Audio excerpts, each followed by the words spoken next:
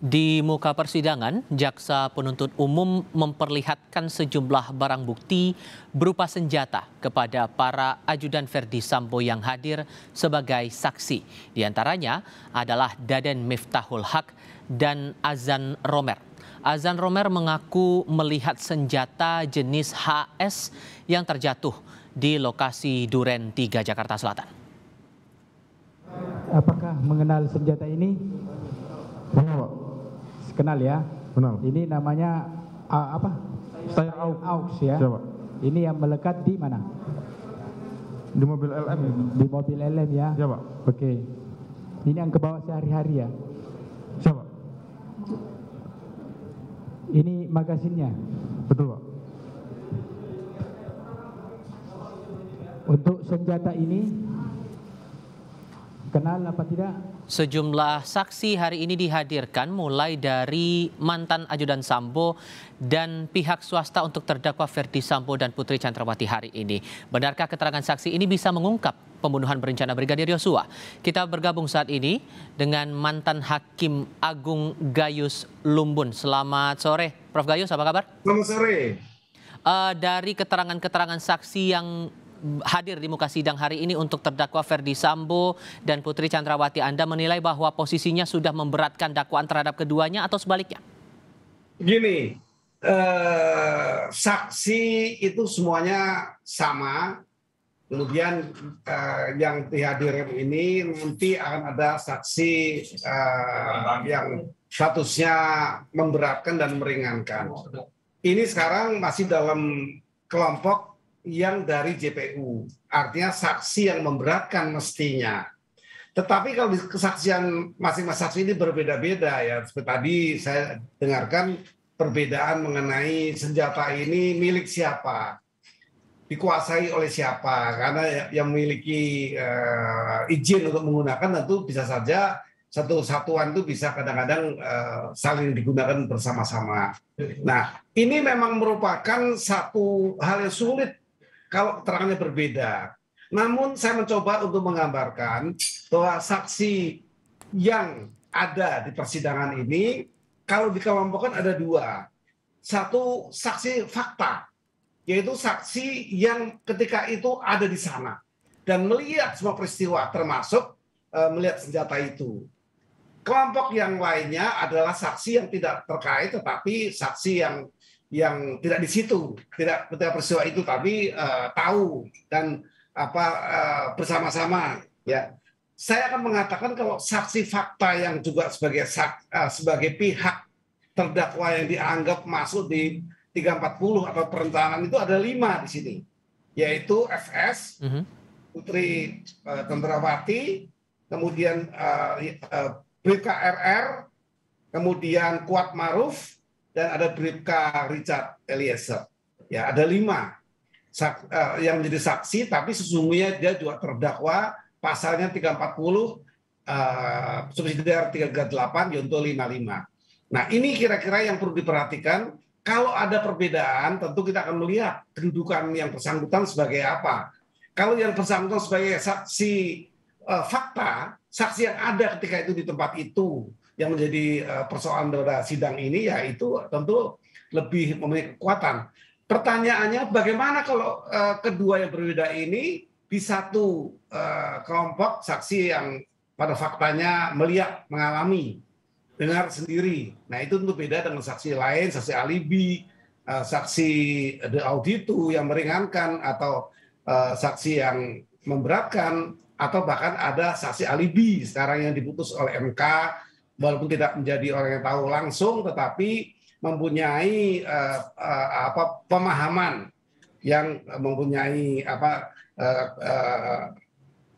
keadaan yang berkaitan dengan perkara itu. Oke, jadi kalau bisa saya tegaskan begitu, Anda belum menangkap bahwa ini bisa memperberat atau meringankan posisi terdakwa dari keterangan para saksi yang hadir hari ini? Kita bisa menafsirkan. Kalau dia memang dari 5 orang tadi, artinya yang bersangkutan saksi ini juga saksi di tempat itu, saya sebut sebagai saksi fakta, yang secara faktual dia tahu, lalu kedudukannya sebagai apa? Kalau dia berkaitan dengan orang yang didakwa juga melakukan perbuatan-perbuatan bersama-sama melakukan pembunuhan ini, kelompoknya tentu dia punya kepentingan. Nah ini tentu diperhatikan, saksinya bisa berbeda dikaitkan kepentingan. Ini perlu diperhatikan yang tidak bisa dipastikan tapi dapat ditafsirkan sekarang ini. Kemana arahnya dan hakim sangat tahu. Hakim jaksa akan sangat tahu. Kalau begitu kita coba ulas satu persatu. Ini keterangan saksi pertama yang mungkin jadi sorotan adalah keterangan dari mantan ajudan Sambo, Azan Romer, yang membenarkan melihat senjata jenis HS itu jatuh dari kantong celananya Sambo sesaat sebelum kematian Yosua. Nah, apa yang bisa diungkap dari keterangan saksi ini, Prof? Yang bersangkutan tidak termasuk 5 terdakwa yang berkaitan dengan pembunuhan berencana. Yang bersangkutan tidak masuk nama itu di 5 yang saya sebut tadi. Artinya keberadaan dia di sana lebih bisa dipercaya. Karena dia tidak beban bahwa dia nanti akan menjadi terdakwa atau saksi mahkota dalam urusan ini, tentang senjata ini. Artinya dia tidak berbeban, sehingga keterangannya tentu akan dipandang sebagai lebih objektif, tidak ada kepentingan. Tetapi kalau saksi yang satu di antara 5 tadi tentu punya kepentingan untuk menghindarkan diri, untuk melepaskan dirinya. Ada latar belakang itu, paling tidak itu tafsir-tafsir sebelum nanti dilengkapi dengan ahli. Karena setelah ini kita perlu mendengar ahli. Dari keahlian yang mana? Kalau keahlian tentang administrasi, kepolisian, tentang pendistribusian senjata, dia akan lebih tahu, oh senjata merek ini memang digunakan untuk nama ini dan tidak boleh digeraktangankan. Berarti berkaitan dengan relevansi atau dengan kebenaran yang bisa dikaitkan. Nah, di sisi lain dalam sidang itu Ferdi Sambo membantah bahwa senjata yang dipegangnya itu adalah jenis HS9 tapi Wilson Combat. Nah, dari keterangan atau bantahan yang disampaikan oleh Sambo ini, Anda menilai bahwa ini upaya dia untuk melawan bahwa tidak terbukti sebetulnya ada upaya pembunuhan berencana di situ? Kalau saya kaitkan dengan 5 orang, ada nama Ferdi Sambo memang. Berarti dia kan masuk kelompok yang dituduh sementara ini sebagai terdakwa atas pasal 340 yang berat, ya. Ada dari 5 ini. Kalau yang berbeda pendapat di luar yang 5 ini, tentu secara tafsir hukum kita kan dia tidak punya beban untuk dia harus bohong atau dia harus berkata yang berbeda. Ini pandangan saya. Tetapi dari semua itu hakim perlu ahli. Tadi disebutkan ahli mengenai mungkin administrasi senjata di Mabes Polri. Ini dipercayakan kepada pemegangnya siapa, penggunanya siapa, dan jenis ini mungkin untuk perwira tinggi. Itu tentu ahlinya yang tahu. Tentu para ahli ini tentu perlu nanti disikapi perbedaan ini dengan ahli. Baik ahli mengenai persenjataan, administrasi persenjataan di instansinya, atau ahli-ahli lain yang mengenal mengenai bentuk senjata.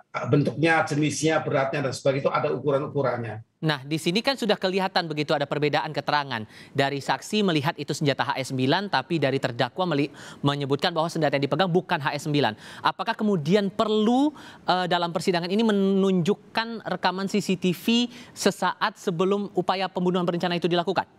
Ya kalau CCTV-nya ada, kan saya dengar udah dirusak, bakal diganti softwarenya. Tetapi saya lebih memilih pandangan diperlukan kedatangan saksi ahli untuk memastikan, untuk menentukan baik bentuknya. Kalau ada rekamannya, nanti dari rekaman tadi, kalau tidak ada ya mungkin berdasarkan data-data yang ada di instansinya. Oke. Jadi bisa kalau dengan keterangan saksi ahli itu maka bisa ditegaskan kalau betul kemudian HS9 itu yang dipakai, maka jelaslah bahwa ada pembunuhan berencana di situ.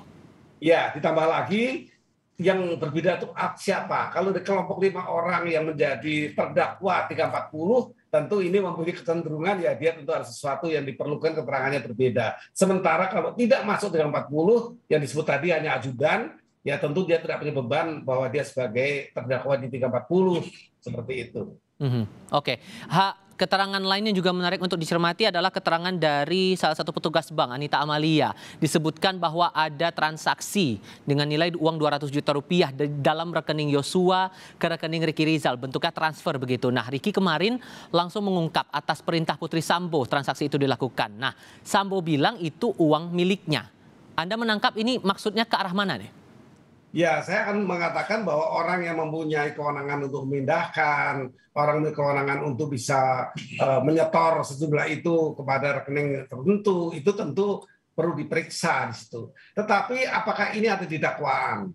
Kalau tidak didakwakan, ya tentunya JPU kembali akan mendatangkan saksi-saksi lain, bukan orang di bank yang tergantung kepada surat kuasa. Tentunya lebih berwenang untuk memberikan izin ya. Di sini tentu Menteri Keuangan dan Jaksa Agung ini kalau terkait dengan nominal simpanan. Itu baru dapat diketahui nanti. Lalu kalau sudah menyebut nama orang seperti Putri Chandrawati, tentunya nanti JPU akan kembali cross check itu, mengevaluasi lagi. Baik. Ketika di BAP itu apa bunyi penyidikan, kemudian sehingga tidak bisa masuk di dakwaan misalnya. Baik, kita akan cermati lagi untuk sidang berikutnya. Prof Gayus, terima kasih banyak sudah berbagi perspektif bersama Kompas TV untuk sore hari ini. Sehat selalu untuk Anda, Prof.